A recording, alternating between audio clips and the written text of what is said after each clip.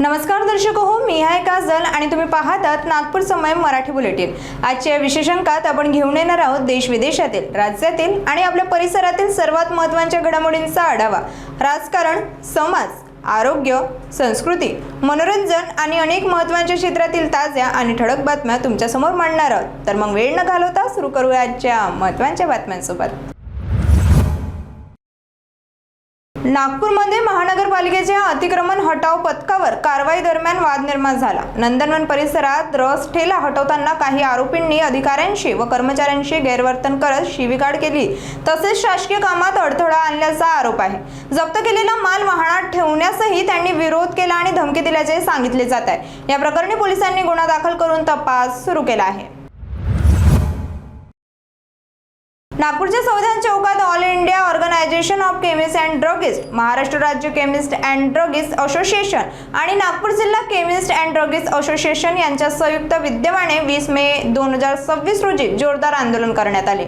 यावेळी केमिस्ट संघटनांनी बेकायदेशीर आणि अनियंत्रित ऑनलाईन औषध विक्रीच्या विरोधात तीव्र निषेध नोंदवत ऑल इंडिया केमिस्ट बंदचे आवाहन केले। आंदोलकांनी सरकारकडे ऑनलाईन औषध विक्रीवर कठोर नियंत्रण आणि नियमन करण्याची मागणी करत बंद बंद बंद, ऑनलाईन विक्री बंद करा, ऑनलाईन औषध नाही, जीवाशी खेळ नाही अशा घोषणा देत औषधांच्या ऑनलाईन विक्रीवर बंदी घालण्याची मागणी पुन्हा एकदा केली।